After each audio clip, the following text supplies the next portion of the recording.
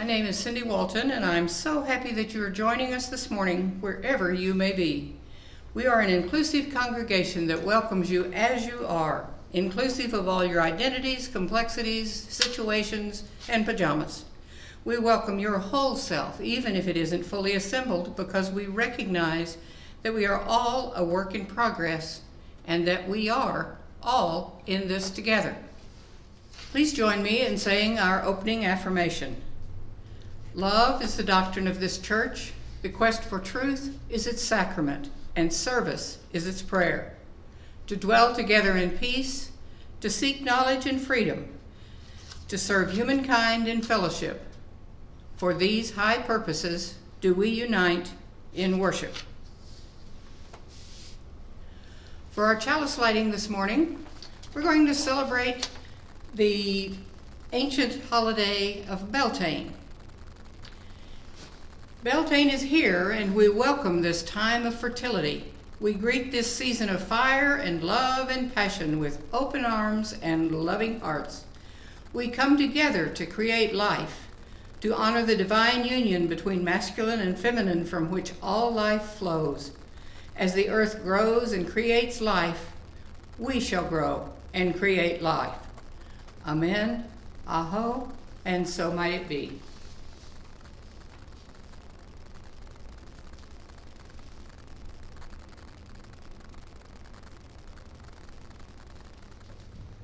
Welcome. Welcome to the right now. The right now includes beauty and pain, joy and sorrow. The right now includes you and me, and all that the right now asks of us is that we show up. Welcome. Now, kids, come closer for a story. You know, some stories are probably about things that never really happened, and some stories are about things that really did happen, and that's what this story is. It's a story about a little girl who lived a long time ago, and maybe back in about 1878, that's over 150 years ago.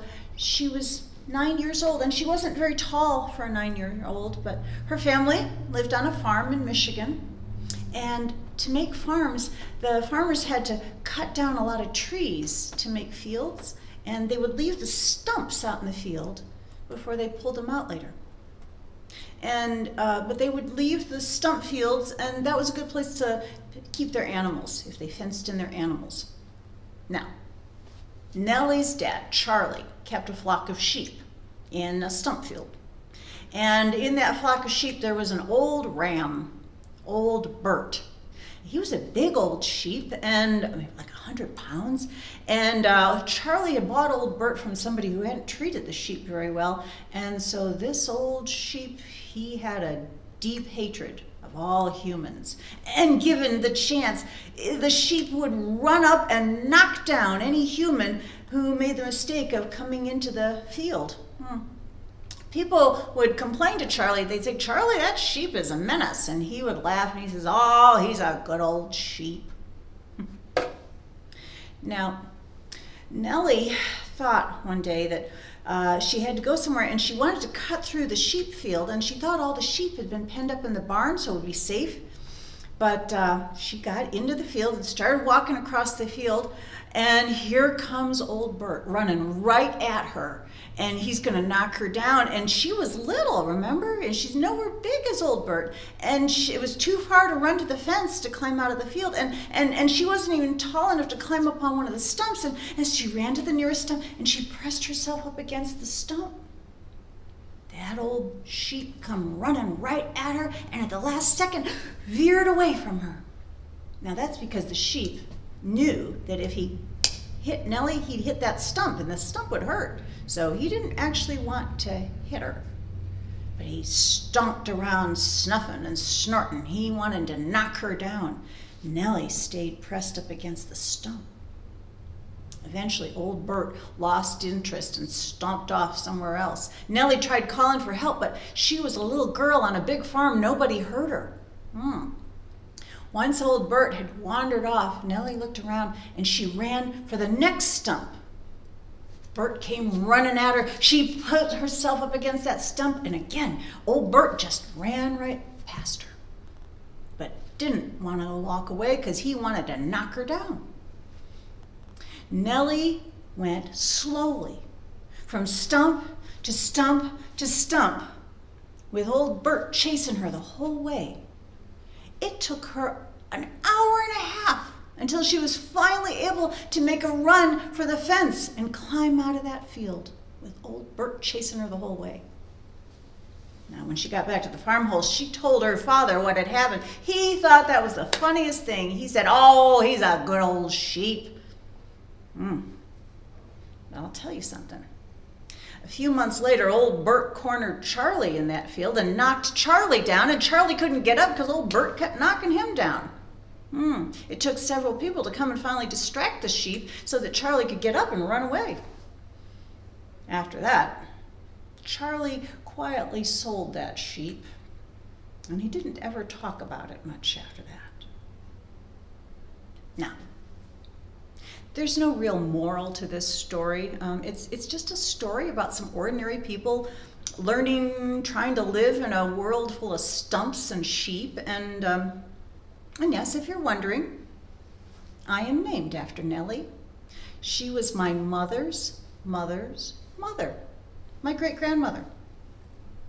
Maybe your name came from someone in your family. Or maybe sometimes people tell you how much you look like somebody in your family.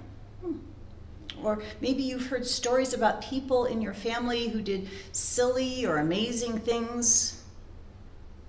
Being part of a family means showing up and listening to one another's stories. Because just by showing up, you're now part of a long and amazing story. And I love that about you. So, be well. I'll see you soon. A mission. Please join me in saying these words together. Our spiritual community lives courage, nurtures wonder, inspires justice, and includes all. At this time in our service, we recognize the joys and concerns of our community. We don't have a whole lot shared this week, but first I want to light a candle of joy and gratitude for the beauty of Beltane, which was yesterday. And this is a candle of gratitude for the Randall County Master Gardeners who did all the work to have a wonderful plant sale. And they sold beautiful flowers and tomatoes and peppers that are now going to go into people's gardens. And now, I will light one candle for all of the joys and concerns which were not shared, yet are felt keenly in our hearts.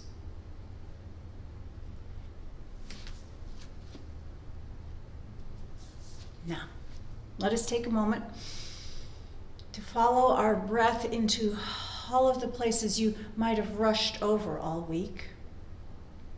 With each breath, I invite you to go deeper and find that part of your own center that needs attention. Breathing in, breathing out.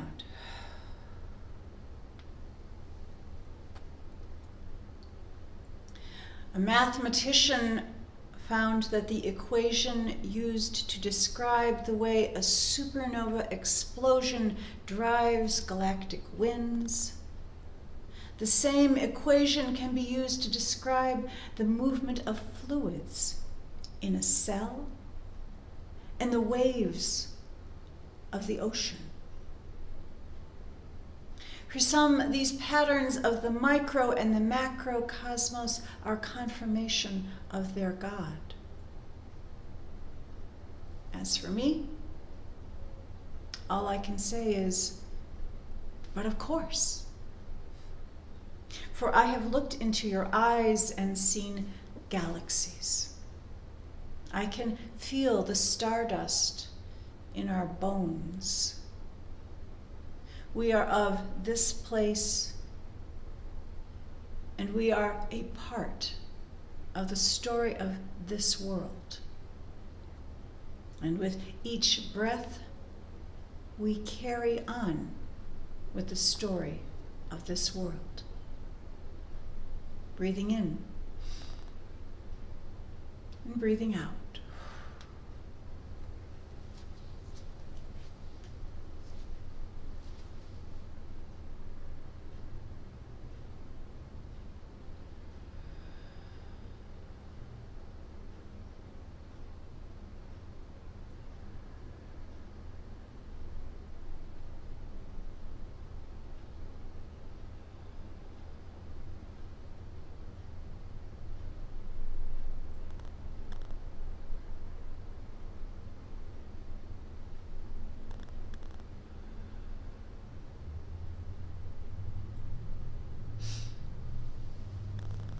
Blessed be. Amen.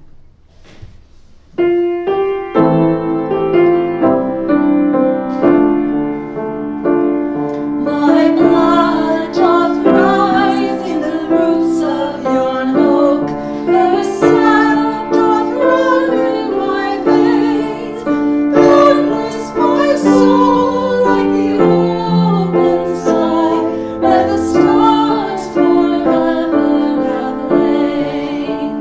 Where the stars, where the stars, where the stars forever have lain. My hands hold the wings of time without end. My sight as deep as the sea. Beating my heart sounds the measures of old that of love's eternity. That of love, that of love, that of love's eternity.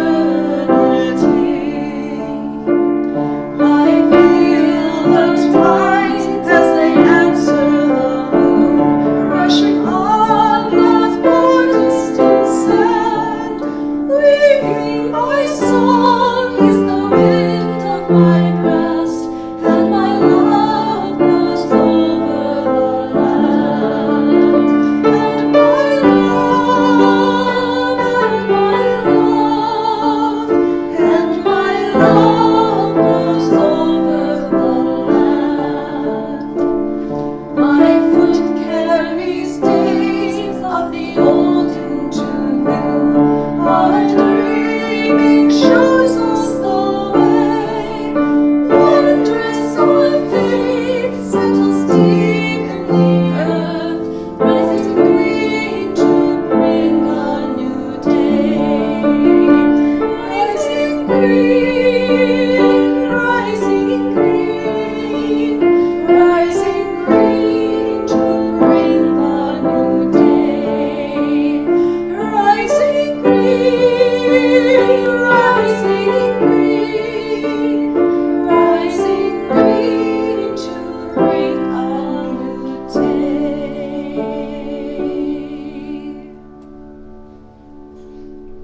Part of the celebration of Beltane is about the celebration of spring. And as we look out and see the baby calves and the sheep and the little goats all dancing and frolicking and playing in the fields, and we all begin to think, oh, it's time to get outside after the long winter, especially this long winter, and getting out into the spring and enjoying the earth and the smells and all the sights that we can see. Remind us that dancing, especially dancing in a circle, is a primary way of singing to the earth. It makes a song that resonates through the body down into the earth, just as the earth sends its generous and healing resonances up through our feet. Dancing helps keep the earth in alignment and balance in the same way it keeps us. Here's a story. Back in the 1890s, my great-grandmother's family moved from their farm in Maple Rapids, Michigan, down to a new farm in Branch County. And if you've got your handy map of Michigan, that's going from like right about here to right about there. About 90 miles to the south. Most of the household belongings were put onto a train car, but the piano and the family cow had to travel by road. And it would take at least a week of walking, and Nellie and her brother Frank, they were young adults, were tasked with driving the wagon with the piano covered with a blanket and the cow tied to the wagon. The plan was that they would travel by day and sleep under the wagon at night. Every evening they would stop at a farmhouse and politely ask if they could camp on the property and maybe offer if could we buy some eggs for dinner, and inevitably the farm family would say, "What's in the wagon?" Because they'd see the big lumpy thing back there. And so then Frank would go and he'd whip off the blanket, and Nellie would climb up in the wagon and start playing the piano. And usually this brought out the entire farm family, and soon neighbors would walk over from nearby farms to listen to the music, and people would give them cakes and pies and as payment for the unexpected concert. A trip that should have taken a week, maybe 10 days, wound up taking them 3 weeks because of all the hospitality they received along the way. I love that story. I love it because I think of all the different elements in it. The plodding horse, the rattles and squeaks of the wagon, the wonderful piano covered with a blanket. I like to imagine the bird song that they heard as they set out each morning, and the stars hovering above their campfire each evening. I like thinking about the freedom and the cakes and the pies, and the farmers starved for novelty and enchanted out of their muddy, mundane lives to hear a piano in their own front yards. A good story allows you to be all the different parts. You can be the piano that sees the world, or you can be the cow who is wondering, why are we walking past all of this good grass? You could be Frank or Nellie, leaving their old farm and moving at the speed of cow towards their future. In our family, when we tell this story, we are reminding ourselves of how rough it was back in the early days of Michigan. When we tell this story, we're reminding ourselves that we had a piano back when other families just had some mud and chickens. When we tell this story, we are reminding ourselves that a generous heart will be repaid with generosity. When we tell this story in our family, we are reminding ourselves that even if you are doing well in this world, you will still only go as fast as the slowest member of the party and the speed of cow. And that's not such a bad thing. This is how families are perpetuated and carried along through their stories. And each time the story is crafted and refined and polished with each telling. The stories can be entertaining, but more importantly, the stories are educational. They are teaching us who we are. Think about the stories you were told about where you came from, who you resemble, and if you do your best, who you might become like. Think of the stories of tragedy and persistence. The great-grandfather who sunk his entire inheritance into a worthless patent. Or the great aunt who, as an army nurse, would make chocolate fudge in her helmet as the bombs flew overhead at Anzio Beach. There is power in these stories. Even when the stories are about loss or warnings of danger, they condense the past into lessons for us to use, protect us in the future. This is because stories are containers. They take messy, rambling, uncertain experiences and they hold them securely in a container for easy storage storage in our brains, storage in our collected experience. Stories store important information. Our brains are hardwired for story. We are primed as a species to use story. We remember facts better when they're embedded in a narrative, and we use story to make meaning out of the apparent randomness of this world. As part of a family, we use stories to store our memories and make meaning out of the apparent randomness of our relationships. My great-grandmother Nellie went on to become a school teacher. She later married a farmer. They had 5 children. And when she was an old woman, she would happily listen to stories on the radio and then tell her own stories to her granddaughter, who told them to her daughter, who is telling them to you now. Because I want you to think about your own family's stories. And then I want you to think about how you are creating your story. Much of what our families pass along through stories, if we were going to file them by subject, they can be filed under the larger label of, and this is how we survived. Even the story of walking with a cow for 90 miles is a story of survival. This is what we endured, and this is how we survived. What are the stories of survival that you were fed along with soft foods and lullabies? What are the stories you heard about how you are because they survived? Were there warnings about getting trapped in a stump field with an angry sheep? Maybe your family explains itself as a result of a miraculous mistake. Half of my family wound up living in Michigan because a man got back on the riverboat, but then lost all of his money in a card game in St. Louis, and then he sent a telegram to the pretty woman he'd met in New Orleans, who sent him money to come back to her. He traveled back down the river, they married, and he moved her to Michigan. I am because they survived. Now, all of this is good.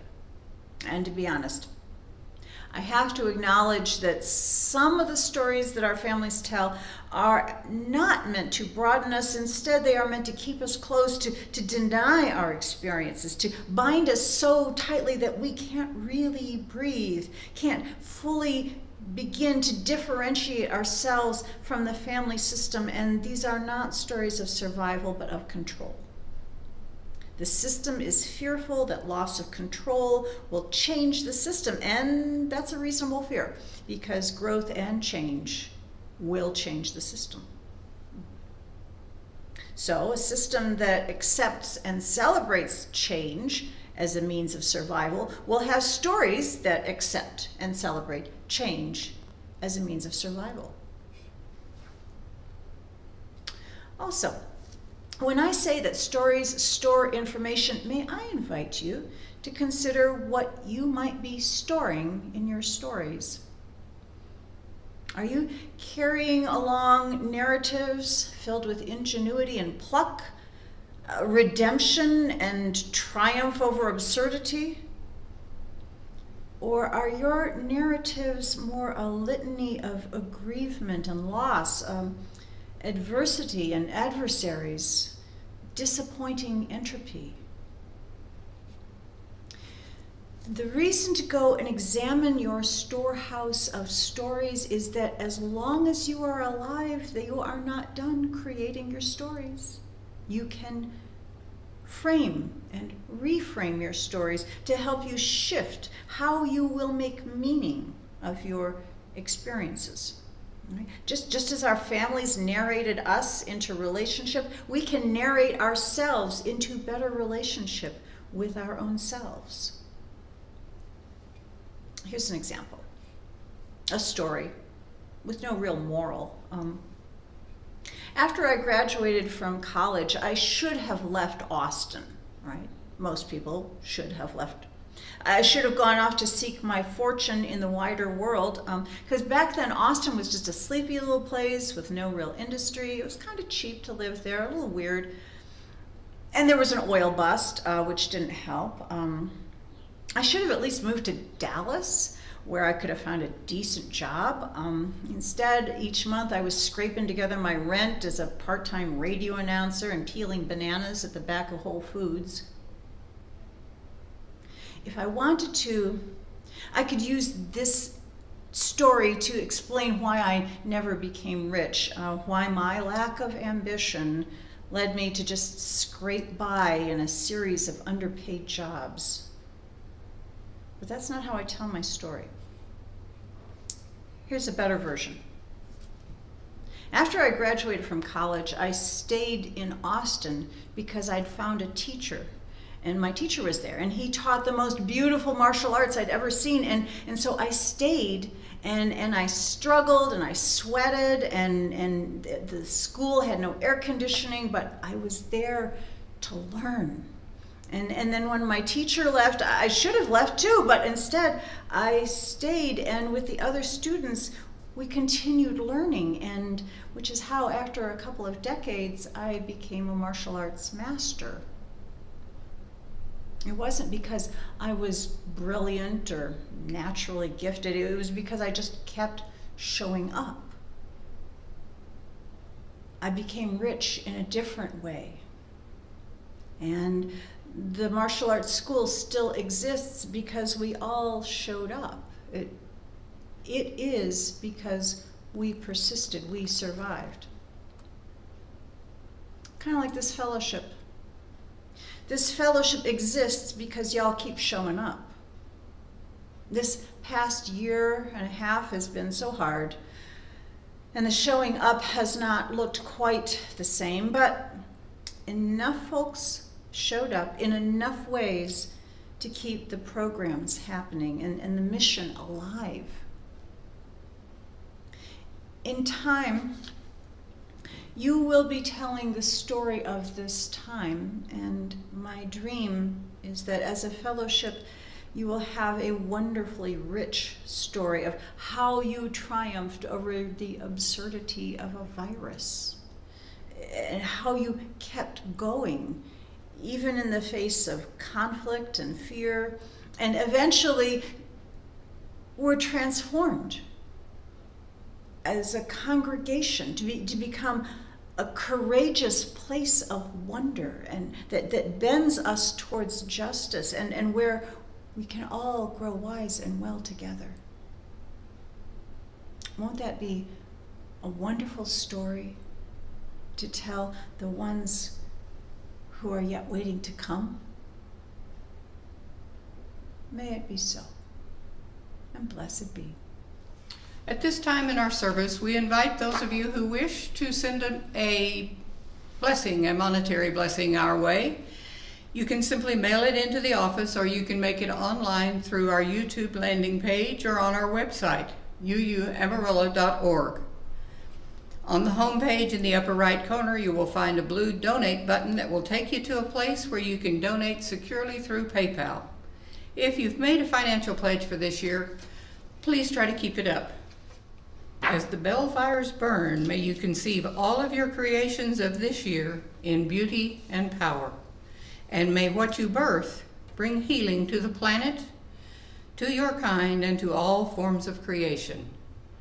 Amen, aho, and so may it be.